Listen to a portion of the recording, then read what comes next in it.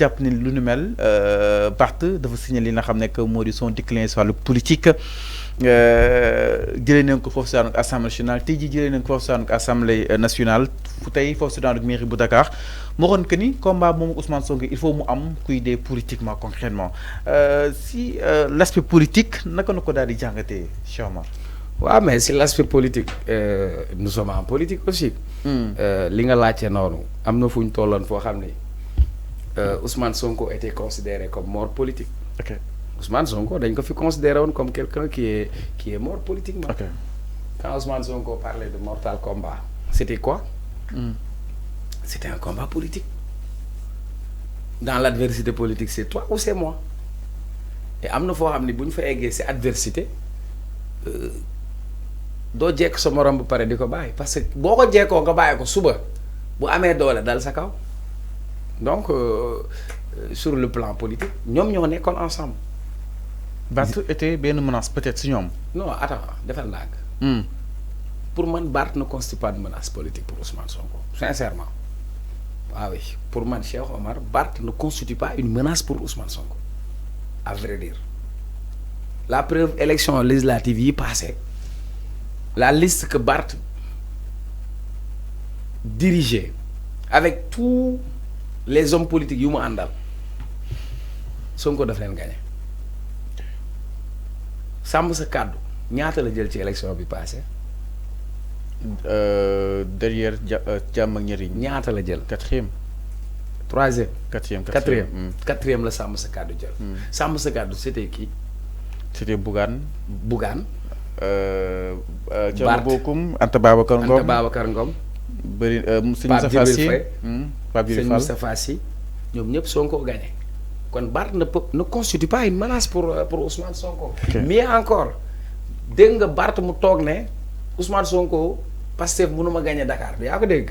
mu ne parce que coalition boo xamante ni Karim Wade mu ngi ci Macky Sall mu ngi ci Papa Diop mu ngi ci Idrissa Seck mu ngi ci diw ak diw ñu ngi ci ñoom ñëpp mu lim leen terewul Ousmane Sonko gagné leen. kon il ne constitue pas une menace. donc pour man du point de vue politique Barth ne constitue pas une menace su doon man maay xelal Ousmane Sonko wala man yóbbu ko élection locale nga boole ko benn boy bu ndaw mu gagné ko vite fait du débat.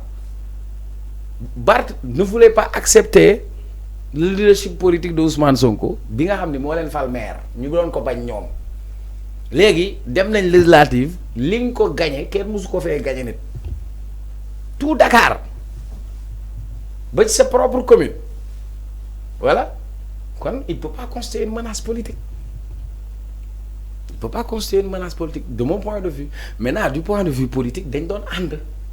Il y a beaucoup de choses qui se sont passées. ok lan moo xew Barth a négocié sur le dos de Sonko par exemple parce que le projet de Barth c'était que Khalifa nekk candidat Ousmane Sonko jàppale Khalifa bu Khalifa gagné ñu génnee Sonko ci kaso bi looloo nekkoon schéma Barth toog na di ko wax am na fu ñu toll ci politique nag sama boppam la gënal du bañ naa la. Sonko maa koy génnee kaso bi.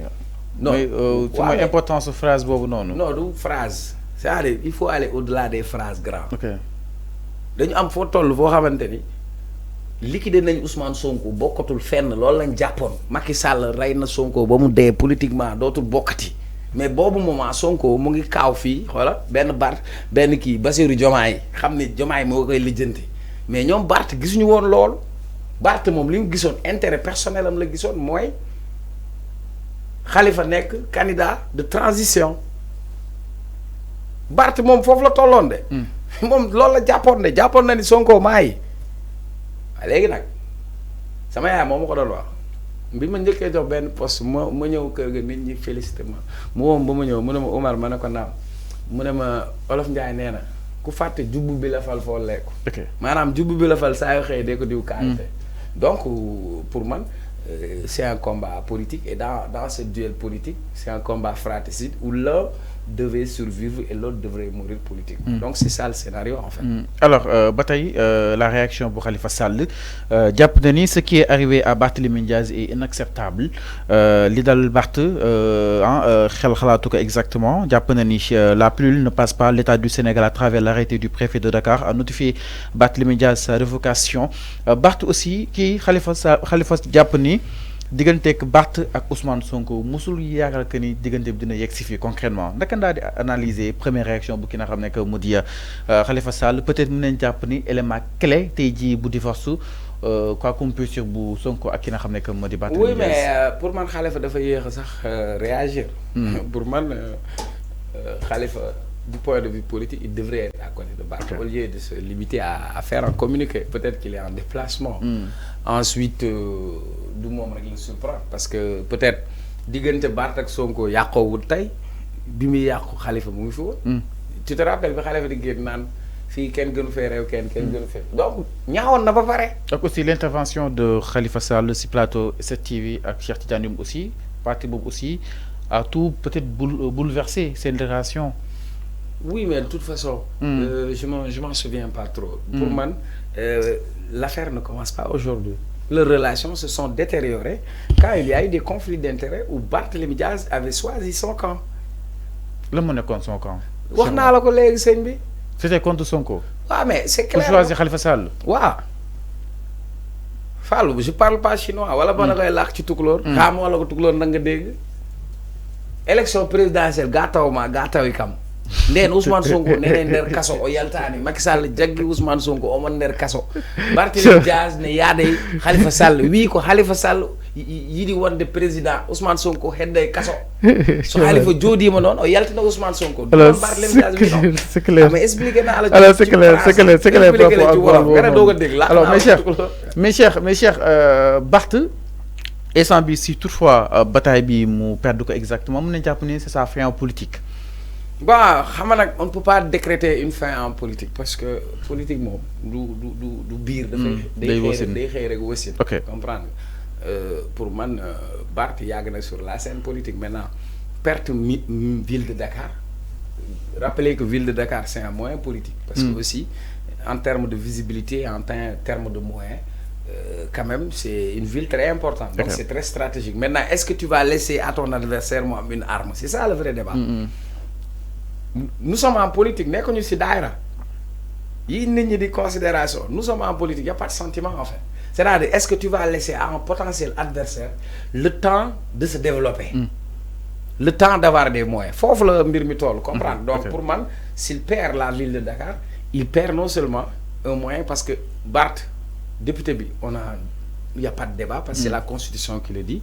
Bi on pourrait en débattre mais s'il perd la mairie de Dakar il perd véritablement benn moyen parce que moyen boobu moo doon tax mu mën a gérer ay militants moyen boobu moo doon tax mu am visibilité moyen boobu mooy tax su amee lu mu tabax mu mën a taxaw ñu ne Barth mi kat tabax na lii nangam loolu moo doon tax donc projection bu Barth moo tax waxoon naa la ko keroog bu dee yaa ngi muy dégg le fait que ñu defoon ko tête de liste xamoon nañ ni mënut a nekk député mais liñ ci jublu woon pour may ko une légitimité politique parce que Barth ba tey fi mu limité woon mooy Sacré-Cœur après Dakar. Donc Khalifa a laissé la place à Barth pour lui donner une envergure nationale. Et pour être un candidat aux élections présidentielles il faut avoir une envergure nationale. Maintenant est-ce que Barth va sortir de ça? Ça il faut poser la question à l'avenir. Alors si loolu exactement tamit Cheikh Omar ñi jàpp ni Ousmane Sonko est en train bien sûr de créer un autre Ousmane Sonko sous le régime de Diomaye mooy ki nga xam ne que moo di Barthélémy Diaz après cela peut-être mën na si daal li nga xam ne que moo di victimiser peut-être pour avoir pas mal d'électeurs loolu itam c'est angle politique est-ce que loolu mën a nekk la concrètement? Oui mais jusque là moi j'ai pas vu Ousmane Sonko agir. Est-ce que tu as vu Ousmane Sonko agir? Non maanaam Barth ñu créé ko comme ni Barth comme ni Sonko nekkoon menace si jamonoy Macky Sall Barth aussi nekk menace si jamonoy ki nga xam ne que moo di Diomaye nekk si une opposition radicale concrètement. Ousmane Sonko radiation kan moo ko bind. am du Amadou Ba. Macky Sall moo def décret radiation Ousmane Sonko. Macky Sall moo signé radiation Ousmane Sonko. De l'administration. Ici. Bayna Gueye. C'est Bayna Gueye. Et ce même Bayna Gueye, c'est Barth qui l'avait envoyé en prison. Donc la leçon c'est quoi? parfois mën nga nekk ci benn position. mën nit nekk ci position bu vulnérable am jëflante boo jëflante ak moom mën na wëlbati ko ëllëg nekk sa noonu. Je crois que Bayna c'est un jeune il a posé un acte très fort nag parce que rien qu'un jeune qui était voisin ñoom ñoo doon ànd sur le plan politique tey booy bi jeel nañ ko ci kaso bi lan moo pour moom Barth moo ko jeellu bi ko Barth jekkoo Barth mayu ko dara moom aussi su gisee paaka boo xam ne mën na cee ñàdd Barth mais daf ko utiliser donc loolu mën nañ wax comme on dit le karma en quelque sorte mais tey pour man entre nous de mon point de vue politique pour man tey on n'a pas intérêt nekk ci ay bataille politique à gauche et à droite on devrait dépasser ça et je crois que même une guerre finit autour d'une table donc pour man mën na am yeneen moyens et voies de recours maintenant pour l'instant il faut attendre li nga xam ne mooy la décision de la cour d'appel pour pouvoir statuer mais pour l'instant sur le plan politique Barth et Ousmane Sonko ne sont plus du même camp et d'ailleurs ci élection législative yi gis nga c'est une guerre fratricide et donc dans cette guerre nag il y a quelqu'un qui va y perdre des plumes et pour l'instant c'est Barth qui a perdu des plumes voilà. Alors mi ngi noonu exactement par rapport ak li nga xam ne que moo di mbiru Barthélémy Diaz la réaction bu ki nga xam ne que moo di Khalifa Sall ñoom jàpp ne ni itam dina réparer la justice sur ki nga xam ne que moo di Barthélémy Diaz itam dina daal di saisir les voies et moyens pour ki nga xam ne que moo di Barth nga mën a jotaat maireem c'est important. waaw yéen a bëgg sulle ay coow rek. alors dëkk bi am na yoon Barth sénégalais la am na droit dem ci yoon bu jàppee ni dogal bi jaar du yoon. comme président Macky Sall bi mu fi jëlee ne aj na élection yi dañoo dem ci yoon te donte moom mooy président yoon ne ko. monsieur le président nekkoo ci dëgg. waaw bu préfet ne jël na dogal bi teg na ko ci yoon. ñi war a interpréter yoon te war a àtte yoon ñoom ñooy àtte diggante préfet bi ak Barth su fekkee ni que préfet dogal bi mu jël jaaduwul. yoon ne ko jaaduwul Barth nekkaat maire bu dee préfet bi nag yoon nee na lii jaar na yoon.